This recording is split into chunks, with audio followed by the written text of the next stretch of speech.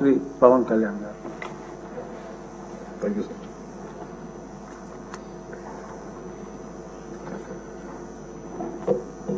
Deputy speaker ఈరోజు ఎన్నికైన శ్రీ కనుమూరి రఘురామకృష్ణరాజు గారికి మనస్ఫూర్తిగా నా శుభాకాంక్షలు తెలియజేస్తాను. గౌరవ ముఖ్యమంత్రి శ్రీ నారా చంద్రబాబు నాయుడు గారికి, గౌరవ శాసనసభ్యులకు, మంత్రివర్గ సభ్యులకు, ప్రతి ఒక్కరికి నా హృదయపూర్వక నమస్కారం. గత 5 సంవత్సరాల కాలంలో కానీ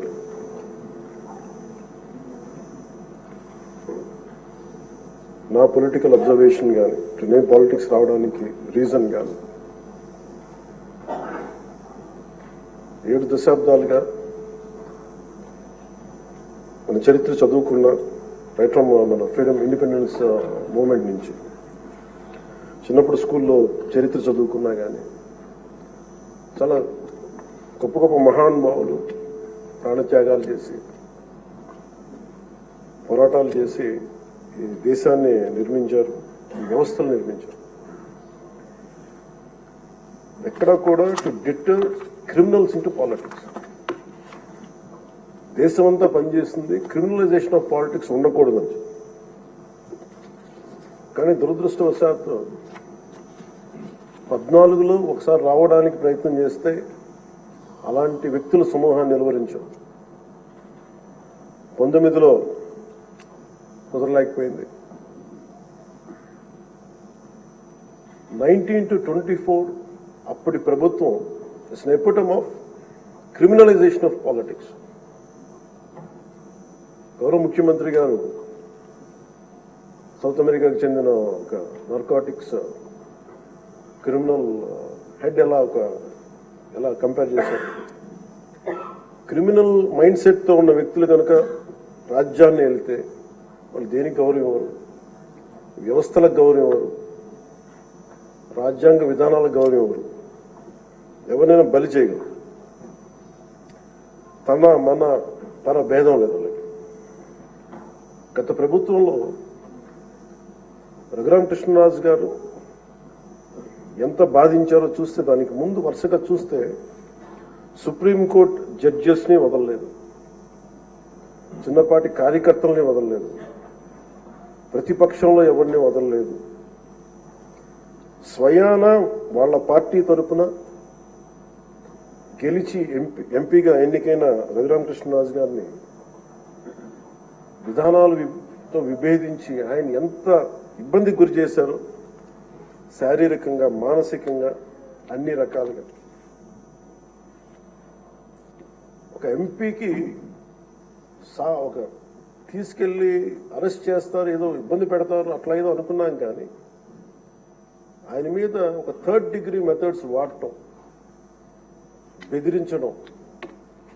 ఆ రోజున గౌరవ ముఖ్యమంత్రి కోసం నేను కూడా స్పందించాను. భయం వేసింది మాకు, ఆయనకి ఏం జరుగుతుందని చాలా ఆవేదన కలిగింది. చాలా బలమైన ఇబ్బందులు ఎదుర్కొన్నారు. నాకు నిజంగా ఆ రోజున అనిపించింది, క్రిమినల్స్ కనుక రాజ్యాలు వెళ్తే ఎలా ఉండదు, ఎలా ఎదుర్కోవాలి. సో ఈ ప్రభుత్వం తాలూకు వ్యతిరేక ఓటుని చీలనివ్వకూడదన్న నా ఆకాంక్ష ఈ రోజున మిమ్మల్ని ఈరోజు డిప్యూటీ స్పీకర్ పదవిలో చూస్తుంటే నిజంగా నేను ఆ రోజు నా ఆవేదన, నా ఆక్రోశం ఈరోజు మీ రూపంలో డిప్యూటీ స్పీకర్గా మీరు ఉండటం నాకు నిజంగా చాలా చాలా ఆనందంగా. ఇక్కడ మొన్న ఆ రోజు మీరు కూడా ఉన్నారు, మనం సభ ప్రారంభమైనప్పుడు దాదాపు ఇక్కడ ఉన్న సభ్యులందరూ కూడా దాదాపు 80% సభ్యులు, మన అచ్చెన్నాయుడు గారి దగ్గర నుంచి, మీ దగ్గర నుంచి, చంద్రబాబు నాయుడు గారి దగ్గర నుంచి అందరూ కూడా ఏదో ఒక రకంగా క్షోభ అనుభవించిన వాళ్ళు, బాధలు అనుభవించిన వాళ్ళు, సోషల్ మీడియా అబ్యూస్ ని భరించలేని, నాటి 100% అందరూ ఏదో ఒక విధంగా సోషల్ మీడియా అబ్యూస్ అయితే జరిగింది. ఇలాంటి పరిస్థితుల్లో మనందరం కలిసికట్టుగా ఉండి ప్రజాస్వామ్యాన్ని కాపాడినందుకు మనస్ఫూర్తిగా ఈ సభకు నేను మనస్ఫూర్తిగా ధన్యవాదాలు చెప్పుకోండి మీతో. ఇది భవిష్యత్తులో మీరు ఈ పదవిని అలంకరించారు, మీరు మీకు ఆవేదన ఉంది, మీ కోపం ఉంది. రచ్చబండ కార్యక్రమం ద్వారా మీరు కూడా మాట్లాడాల్సిన అవసరం లేదు. యాక్చువల్లీ మీరు కూడా అలాంటి, మీ దగ్గర మాటకి చాలా బలమైన పదును ఉంటుంది, మీ మాటకి హాస్యం ఉంటుంది, గుడ్ సెన్స్ ఆఫ్ హ్యూమర్ ఉంటుంది మీ దగ్గర. కానీ రచ్చబండ అనే ఒకటి కార్యక్రమం మీరు ప్రారంభించాలి అంటే ఎంత విసిగిపోతే మీరు ప్రారంభిస్తారు, ఎంత నిస్సహాయత ఉంటే ప్రారంభిస్తారు. నేను చాలాసార్లు అనుకుని ఇంత అడ్డగోలుగా క్రిమినలైజేషన్ ఆఫ్ పాలిటిక్స్ జరిగితే ఎవరో రారాని అనుకునేవాడిని. నేను ఎప్పుడు ఒకటే నమ్మాను, సైంటిఫిక్ మన Newton's third law, for every action there is an equal and opposite reaction అని. అలాగే కర్మ ఎవరిని వదలదని. మిమ్మల్ని ఎవరైతే మీకు అడుగు పెట్టనివ్వం, మీ నియోజకవర్గంలో మిమ్మల్ని అడుగు పెట్టనివ్వం, మిమ్మల్ని అడుగు పెట్టనివ్వం అని చెప్పి ఛాలెంజ్ చేసిన వాళ్ళు ఈరోజు అడుగు పెట్టలేకపోయారు. కర్మ అంత బలంగా ఉంటుంది. 56,777 ఓట్లతోటి దాదాపు 59.80% ఓటుతోటి గెలిచి మీరు ఎమ్మెల్యేకి వచ్చారు ఉండి నియోజకవర్గం. ఈ రోజున వాళ్ళకి వైనాట్ 175 అలా అన్న మాటల దగ్గర నుంచి కానీ ఈ రోజున అడుగు పెట్టడానికి కూడా భయం ఉంది. మిమ్మల్ని ఎదుర్కోవాలంటే భయం. ఎందుకు మనం వ్యవస్థల్ని కాపాడాలి, ఎందుకు రూల్స్ పాటించాలి అంటే మనిషి అధికారం మదం ఎక్కి అహంకారంతో ఉంటే ప్రకృతిలో ఏమీ జరగదు, ఏమి అనుకోవడానికి లేదు. దానికి నిదర్శనమే సభ, దానికి నిదర్శనమే మిమ్మల్ని ఇంత హింసించి మీరు డిప్యూటీ స్పీకర్గా 14 ఏళ్ళు సుదీర్ఘమైన అనుభవం ఉండి ఒక నవ నిర్మాణాన్ని సైబరాబాద్ లాంటి ఒక కొత్త నిర్మాణాన్ని, సిటీని నిర్మించిన ఒక అనుభవజ్ఞులు ఆయన ఇబ్బందులు పాలు చేసి జైల్లో పెట్టి నలిపి, నాకు చాలా భయం ఉండింది. మిమ్మల్ని అరెస్ట్ చేసినప్పుడు మీరు ఎట్లా వస్తారో బయటకు, అంత భయం ఎలా ఉండిందో.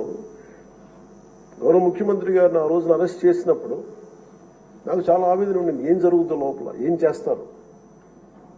ఒక ఎంపీగా మిమ్మల్ని ఇలా చేయగలిగినప్పుడు ఆయన్ని కూర్చోబెట్టి రాష్ట్రంలో ఏమేం చేస్తారన్నది నిజంగా ఆవేదనది ఆ రోజు తగులు నాకు అనిపించింది. ఈ రోజున అందరం బయటకు వచ్చి నిలబడ్డాం. దేనికి? ఇది ఒక చంద్రబాబు గారి కోసం, మీకోసం కదా, ప్రజాస్వామ్యాన్ని నిలబెట్టాలని.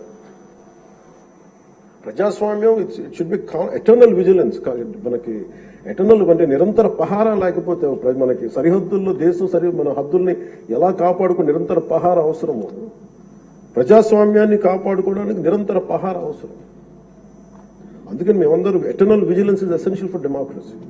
అందుకని మేమందరం బయటకు వచ్చి ప్రజాస్వామ్యాన్ని కాపాడుకోవడానికి మనందరం పడ్డ తపన ఈ రోజున ఈ సభ నిలువెత్తు నిదర్శనం. మీరు ఖచ్చితంగా మీరు సభా గౌరవాన్ని నిలబెట్టాలని మనస్ఫూర్తి. మీ విట్టు కోల్పోకండి, మీ సెన్స్ ఆఫ్ హ్యూమర్ కోల్పోకండి. ఎందుకంటే మీరుంటేనే లైవ్లీగా ఉండి, మీరుంటే ఎన్ని నవ్వులు పువ్వులు ఉన్నాయి చూడండి. ఆనందాన్ని తీయకండి. అట్ ది సేమ్ టైం మేము కోరుకునేది కూడా ఆ ప్రజాస్వామ్యం తాలూకా విలువల్ని, ఆ భాషని కాపాడు. సభల్లో భాష దిగజారిపోతే అది రోడ్ల మీదకి వెళ్ళిపోతుంది ఈరోజు. అంటే ఎవరు ఏం మాట్లాడుతున్నారో ఇష్టం వచ్చినట్టు మాట్లాడి, బూతులు తిట్టి, మేము ఇళ్లలోకి వచ్చి మీ ఇంట్లో మీ ఆడపడుచుని రేపులు చేస్తాం, మీ పిల్లల్ని ఎలా అంటాం. అడ్డగోలు ఈరోజు ఇంతమంది మాట్లాడుతున్నారంటే దానికి చట్టసభల్లో నుంచే ఆ కదలిక మొదలు. ఆ హుందాతనం పోయింది సభల్లో. తిరిగి మీరు డిప్యూటీ స్పీకర్గా, అయ్యన్న పాత్రుడు గారు స్పీకర్గా ఆ హుందాతనాన్ని మీరు తిరిగి తీసుకురావాలి. 1-2 సందర్భాల్లో మనం వచ్చినప్పుడు ఎవరో ఒక మాట ఏదో అంటే గౌరవ ముఖ్యమంత్రి చంద్రబాబు నాయుడు గారు ప్రత్యేకించి చేయొద్దు, మళ్ళీ ఇంకా అలాంటి కల్చర్ తీసుకురాకండి, అది అయిపోయింది గతం. సో అది మీరు మనస్ఫూర్తిగా దాన్ని పాటించి సభ గౌరవాన్ని నిలబెట్టాలని కోరుకుంటా ఉన్నాను. ఒకటే ఒక విన్నపం అధ్యక్ష స్థానంలో కూర్చున్న మీకు, మీ టెన్యూర్లో అయ్యన్న పాత్రుడు గారు మీ టెన్యూర్లో కరెక్షన్ మొదలవ్వాలంటే భావ ప్రకటన, భావ స్వేచ్ఛ మీద ఇష్టానికి మాట్లాడేస్తా ఉన్నారు అందరూ. మనకి గౌరవ మంత్రి లోకేష్ గారిని బుద్ధులు తిడతారు. ఏదన్నా అంటే భావ ప్రకటన, భావ స్వేచ్ఛ అంటారు. దీనికేదో ఒక ఫైనల్ కరెక్షన్ ఈ సభలో జరగాలనుకుంటున్నాను.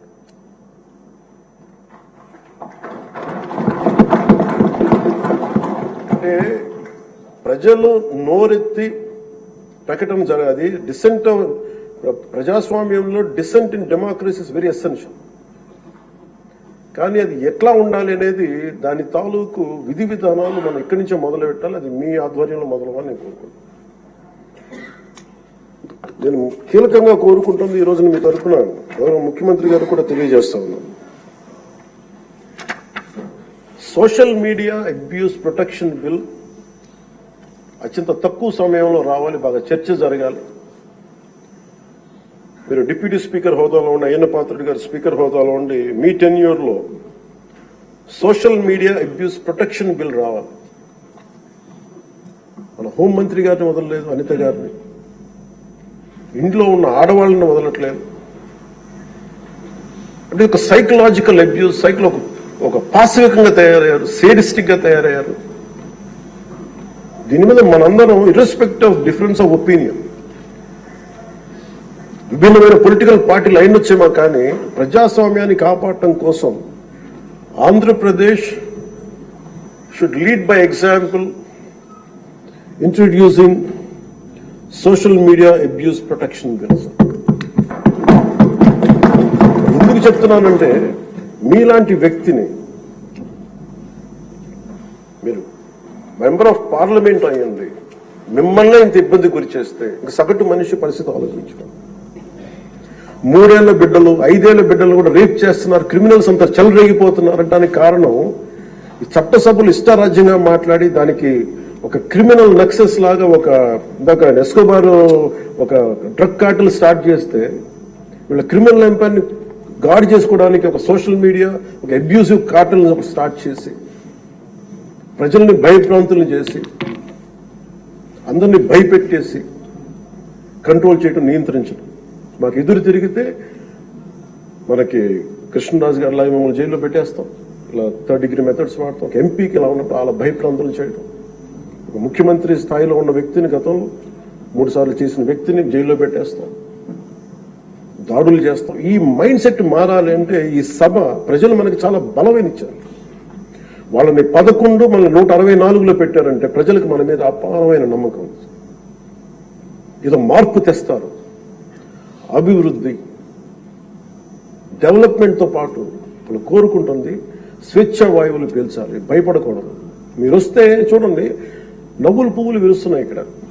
ఇదే అట్మాస్ఫియర్, ఇదే వాతావరణం రాష్ట్రం అంతా ఉండాలని మనస్ఫూర్తిగా కోరుకుంటున్నాం. మనం ఎంత ఆనందంగా నవ్వుతున్నాం. మనం సీరియస్ ఇష్యూస్ మాట్లాడుతున్నాం, మనకి వ్యతిరేకమైన విభేదాలు ఉంటాయి, అభిప్రాయ భేదాలు ఉంటాయి, ఒకటి సాధించుకోవడానికి భిన్నమైన అభిప్రాయాలు వస్తాయి. కానీ ఇదంతా కూడా చాలా సుహృద్భావ వాతావరణంలో జరగాలని నేను మనస్ఫూర్తిగా కోరుకుంటున్నాను. సో మారు మీరు పడ్డ వేదన, మీరు చేసిన పోరాటం, సినిమాల్లో హీరోలు, నేను కూడా చేస్తాను కాబట్టి చెప్తున్నాను, దెబ్బలకి నటించడం చాలా కష్టం. దెబ్బ పడితే వేరుగా ఉంటుంది. కానీ మీరు నిజ జీవితంలో దెబ్బలు తిన్నారు. ఎంత శక్తి కావాలి, ఎంత పోరాట పటిమ కావాలి, ఎంత శౌర్యం ఉండాలి, ఎంత ధీరత్వం ఉండాలి. మీకు ప్రభుత్వం వస్తో లేదో తెలియదు, మళ్ళీ వాళ్లే రావచ్చు, కానీ తట్టుకొని మీరు నిలబడ్డారు చూసారా, దానికి మీకు హ్యాట్స్ ఆఫ్ సార్. వండర్ఫుల్. మీరు ఎలా నిలదొక్కున్నారో, మీరు ఎలా ధైర్యంగా ఉన్నారో అది రాష్ట్రం అందరికీ మమ్మల్ని కోరుకుంటున్నాం. మీదేది కోల్పోకండి. మీ సెన్స్ ఆఫ్ హ్యూమర్ మటుకు 80% కోల్పోకండి. మీరు రచ్చబండలో ఒకప్పుడు చేశారే కాదనలేదు, కానీ మీ ఎంజాయ్డ్ ఇట్. కానీ మాకు భవిష్యత్తులో మళ్ళీ దాన్ని మీరు టోన్ డౌన్ చేస్తారు, ఎలా చేస్తారో తెలియదు, కానీ మీ సెన్స్ ఆఫ్ హ్యూమర్ కోల్పోకుండా సభని హుందాగా నడిపి తిరిగి విలువలు ప్రతిష్ఠించమని మనస్ఫూర్తిగా కోరుకుంటూ మీకు మరోమారు మీకు అవకాశాన్ని ఇచ్చిన నారా చంద్రబాబు నాయుడు గారికి, సభ్యులందరికీ కూడా మనస్ఫూర్తిగా ధన్యవాదాలు తెలియజేసుకుంటూ మీకు శుభం కలగాలి మనస్ఫూర్తిగా నేను